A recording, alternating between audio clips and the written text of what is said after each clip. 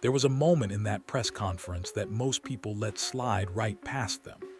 A single sentence buried inside a longer answer about learning the playbook, delivered so casually and so conversationally that if you were not paying close attention, you would have processed it as a throwaway observation about coaching philosophy. It was not a throwaway. It was one of the most precisely constructed, deliberately delivered, strategically loaded statements a second-year quarterback has ever made in front of a media room. And the people who caught it immediately understood that Shedeur Sanders had just said something that connected every dot from last year's dysfunction to this year's completely different energy. Without nomming a single name, without raising his voice, and without giving anyone a clean quote to run as a controversy. The line was this: you could say somebody doesn't know how to learn, but how did that person get all the way to this level if he doesn't know how to learn? So maybe the question isn't whether he knows how to learn. Maybe the question is whether I know how to communicate with him. Read that again slowly, because what Shedeur Sanders just did in a mini-camp press conference that most of the mainstream sports media processed as a pleasant, optimistic quarterback doing his media obligations was deliver a direct, devastating, and completely deniable indictment of Kevin Stefanski and the previous Cleveland Browns coaching staff. He did not say their names. He did not point fingers. He did not provide a single inflammatory quote that could be pulled out of context and turned into a headline about locker room drama. He framed it as a general philosophical observation about coaching and communication. And then he smiled and thanked his coaches and walked away. That is not an accident. That is a 23-year-old quarterback who spent an entire year being misunderstood, mismanaged, and underdeveloped in a system that never figured out how to reach him, and who has now found an environment where he is finally being communicated with correctly, telling the world exactly what happened last year without technically saying anything that can be used against him. The media room sat there and let it pass. The people paying attention connected every dot. And the picture those dots form tells you everything about why this version of Shedeur Sanders is about to look completely different from the version the critics spent last season dismissing. Jimmy Haslam spoke at the owner meetings and said something that generated its own conversation. He said Shedeur had figured out what it takes to be a pro in this league, that he had stayed in Cleveland through the offseason, put in the work, and that his body looked different. Those are significant words from an owner, not the kind of language you deploy casually when you are managing expectations. That is an owner who has seen something real inside his own facility and is comfortable saying publicly that the investment his quarterback has made in his own development is visible and meaningful. When a reporter asked Shedeur to respond to Haslam's characterization, whether the owner had it right that he had figured everything out, Shedeur's answer was immediate and revealing. No, I don't know everything at all. I'm open to learning every day. I try to learn something new every day because I'm not someone who thinks my way is the best way.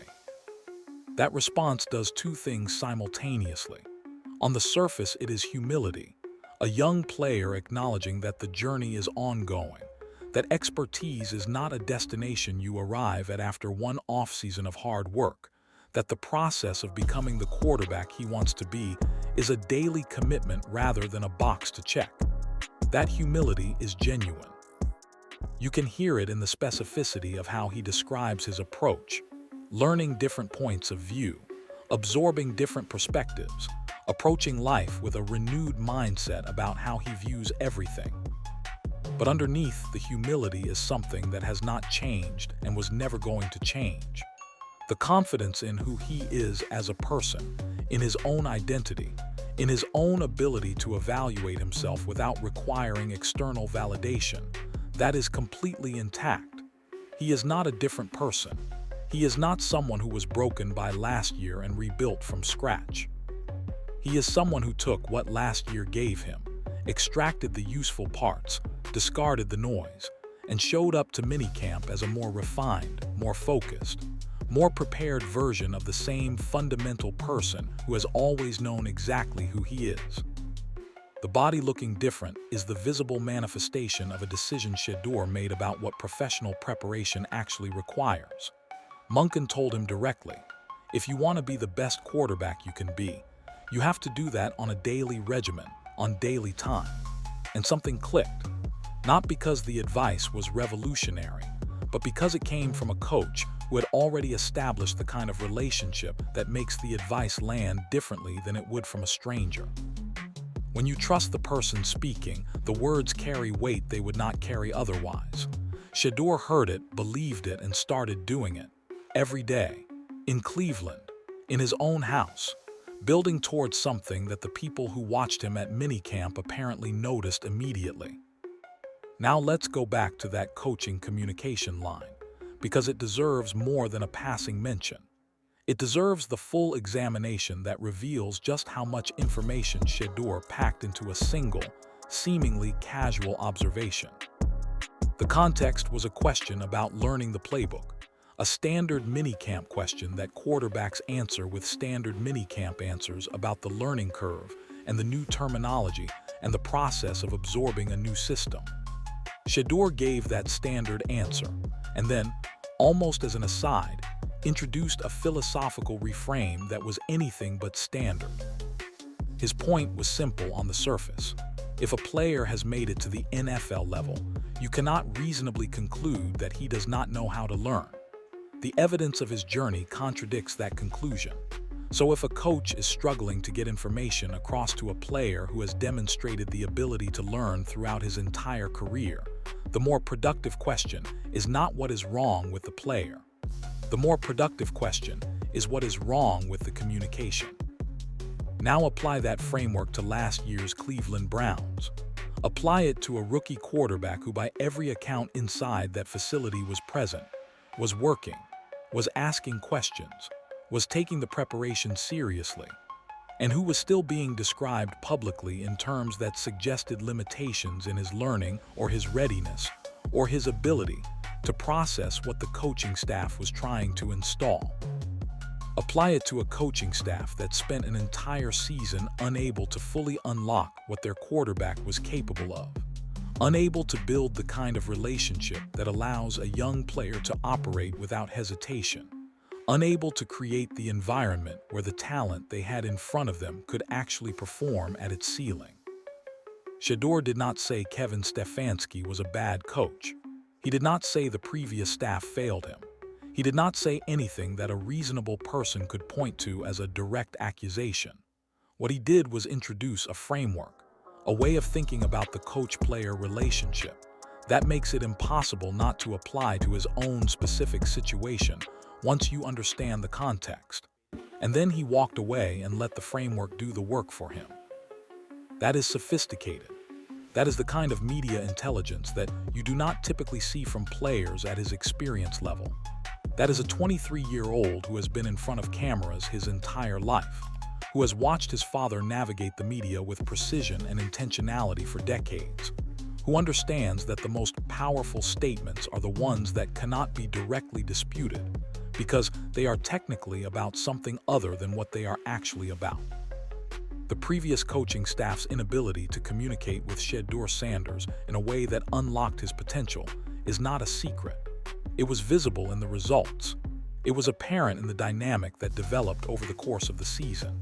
And now Shedeur has found the most elegant possible way to say so publicly, by making a general observation about coaching philosophy that anyone paying attention immediately understands is not general at all.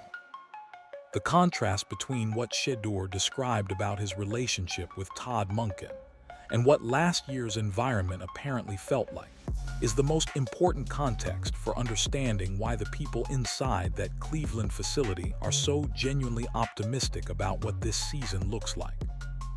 New vibe, new energy, coaches who embrace you as a person before they push you as a player. Those were Shedeur's words, and the specificity of them matters. Embrace you as a person first. That is not a generic compliment about a coaching staff being supportive. That is a description of something specific, the experience of being seen and valued as a human being before the professional evaluation begins, of having your identity acknowledged before your production is assessed. For a player whose entire experience last year suggested the opposite, being evaluated constantly, being managed at a distance, being communicated with through systems and structures rather than through genuine human connection. The difference is not subtle, it is fundamental. Munkin spoke life into him. That was the phrase Shedeur used about a specific conversation that apparently changed how he approached his physical preparation. A coach who speaks life into a player is not a coach who delivers generic motivational content from behind a whiteboard. It is a coach who has taken the time to understand who the player actually is, what drives him, what he responds to, what he needs to hear in order to believe it, and then delivers that specific thing at the right moment. That is relationship-based coaching. It is the kind of coaching that produces results with players who are not motivated by external pressure alone, who need to feel the human connection before they give you everything they have.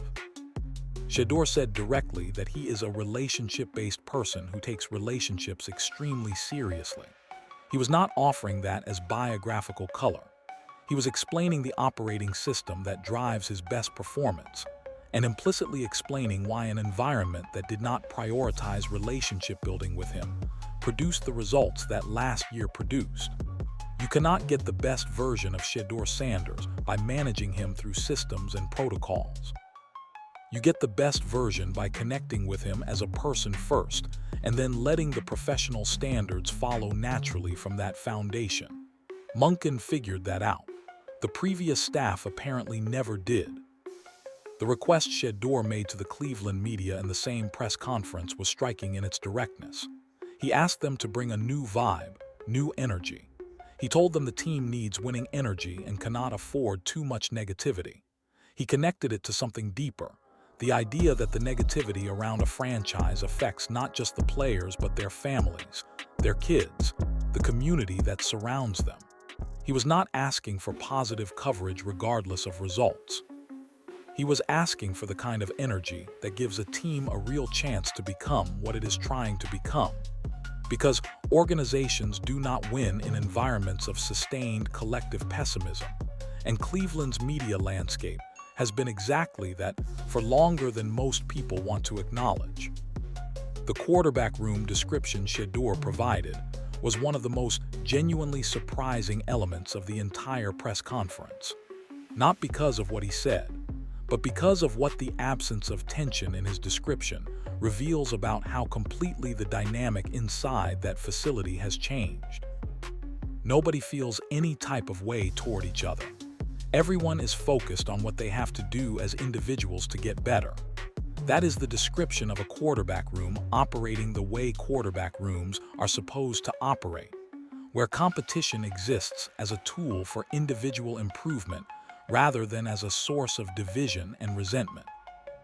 The contrast with the narrative that surrounded the Cleveland quarterback situation throughout last season, the speculation about tension and dysfunction and players operating against each other's interests, is stark and significant. The relationship with Deshaun Watson is particularly interesting. Last year, Watson served primarily as a mentor in a classroom setting, sharing perspective, answering questions, helping Shedeur understand how to think through certain situations from the vantage point of a player who has seen and done things at the professional level that Shedeur is still building toward. This year, Watson is on the field, participating fully, and the relationship has evolved to match the new dynamic. Shedeur described asking Watson for his perspective on problems, listening to how Watson thinks through situations, absorbing different viewpoints from multiple directions, Watson, Dillon Gabriel, Munkin, and using all of those perspectives to form his own thinking. That is a sophisticated approach to learning in a competitive environment. Most young players in Shedeur's position would feel threatened by the presence of a veteran who is competing for the same starting job. They would build walls rather than bridges, protect their own perspective rather than genuinely absorbing someone else's. Shedeur is doing the opposite. He is treating the competition as an educational resource, using the people around him, including the ones competing against him, as tools for his own development. That kind of intellectual openness in a high-stakes competitive environment is genuinely unusual, and it is exactly the quality that separates quarterbacks who develop quickly from ones who plateau. The framing of the competition itself was revealing. When asked whether this is his time, Shedeur's answer stripped away every external expectation and reduced it to something simple and controllable. That is not up to me. I go out there every day and focus on what I can control. If I focus on something I cannot control, then I am living the wrong way. That is not deflection. That is genuine philosophical clarity about how to approach a situation where the outcome is uncertain, by identifying the variables you can affect and committing entirely to those while releasing everything else. The starting job will be decided by the work. The work is what he controls. Everything else is noise. The specific story Shedeur told about a play in minicamp practice reveals something about his leadership that the statistics from last season never could. He threw Malachi a go ball, a deep route that demands precise timing and absolute commitment from the receiver. Malachi slowed down. In practice, in minicamp with the pads barely on and the games months away, a receiver took the easy path and decelerated when the route demanded full speed. And Shedeur gave him a look, not a public dressing down, not a sideline explosion designed to establish authority through fear. A look, the specific nonverbal communication between a quarterback and his receiver that says we both know what just happened, and we both know it cannot happen again. And then he articulated what that look meant in words that revealed exactly how he is thinking about his role in this offense. We cannot afford that. That was the message. Not you messed up, not that was bad. We cannot afford that. The framing is collective. This is not about individual accountability for its own sake. It is about what the team needs from each person to function at the level it is trying to reach. And then Malachi went back out, lined up one-on-one, and went and got the ball. The correction worked because the relationship supported it, because Shedeur delivered it in a way that communicated standards rather than criticism, expectation rather than judgment. That is quarterback leadership, not the manufactured, speech-driven version that gets highlighted in documentary footage. The real version, the daily, specific, repetition-by-repetition version, where a player holds his teammates to a standard in the moment without making it about ego or authority. Shedeur is doing that in minicamp. He is doing it with the quiet confidence of someone who knows what the offense needs to look like, and is willing to hold the people around him to that standard, because the alternative is accepting less than what this team is capable of producing. The detail about the quarterback room extending that same accountability inward, nobody feeling any type of way because everyone is focused on their own individual improvement, completes the picture. He's not only holding receivers accountable, he is operating within a room where the same standard applies to him, where competition produces growth rather than division, where the collective commitment to improvement creates an environment where the best version of everyone has room to emerge. The most revealing moment of the entire press conference came when a reporter tried to frame last year as a humbling experience. The setup was obvious. You were the man at Colorado. You were the man at Jackson State. Things were different here. Wasn't that humbling? The implicit message was, last year put you in your place, didn't it? Shedeur rejected the premise completely, and the rejection was not defensive. It was something more interesting. A genuine philosophical disagreement about what humility means and where a person's sense of self should come from. What does humble mean, he asked.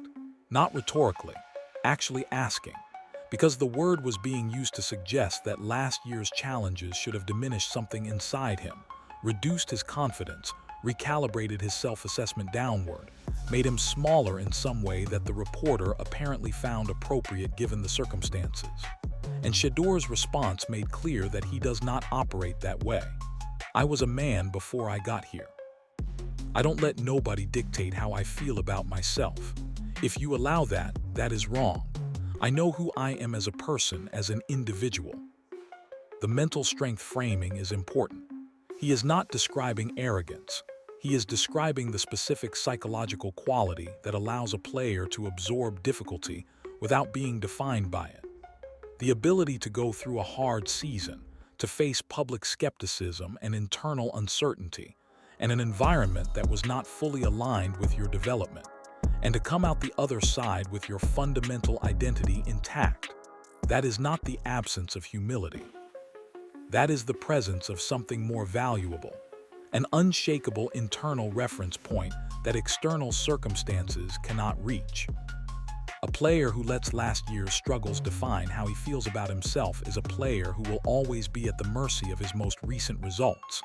A player who processes those struggles as information, things to learn from, areas to improve, experiences that sharpen the understanding of what the job actually requires, without allowing them to alter the core assessment of who he is and what he is capable of, is a player who can actually grow. Shedeur is the second kind. He has been the second kind his entire life. Last year did not change that, and it was never going to. Put everything from that press conference together, and the picture of the version of Shedeur Sanders that Cleveland is about to see snaps into focus with remarkable clarity. The body is different because the daily regimen is different. The mindset is recalibrated not because last year broke him, but because he took the time to genuinely self-reflect, to view his situation from perspectives he had not previously considered, and to make specific adjustments to how he approaches his preparation and his life. The coaching relationship is built on genuine human connection rather than professional distance, which means the communication is landing in a way that previous coaching never quite managed. The quarterback room is a genuine learning environment rather than a minefield of competing agendas. The leadership on the practice field is specific, immediate, and delivered with the confidence of a player who knows what the offense needs and is willing to hold people to it.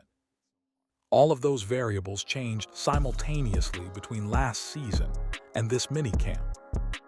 Any one of them alone would represent a meaningful improvement in the conditions surrounding Shedeur's development.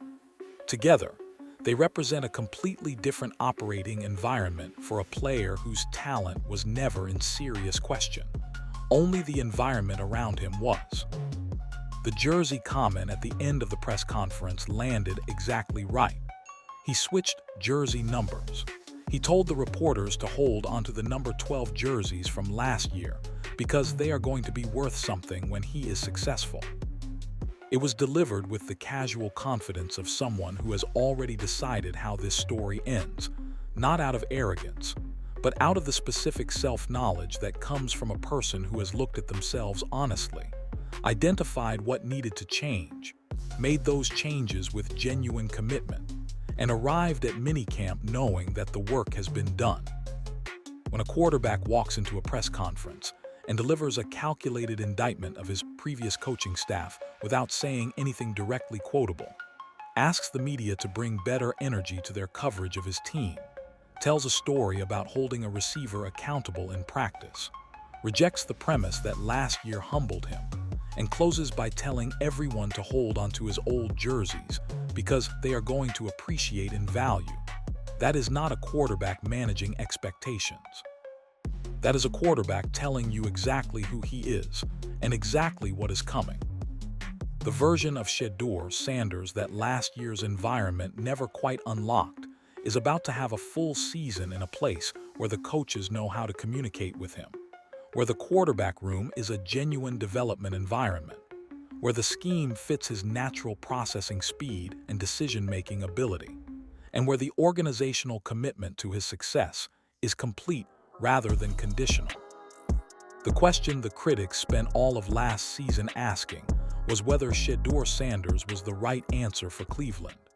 He just spent a mini-camp press conference answering a different and more important question: whether Cleveland finally became the right environment for Shedeur Sanders.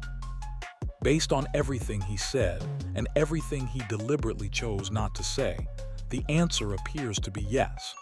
And the people who spent last year convinced they had seen enough to write him off are about to spend this season watching something they were not prepared for.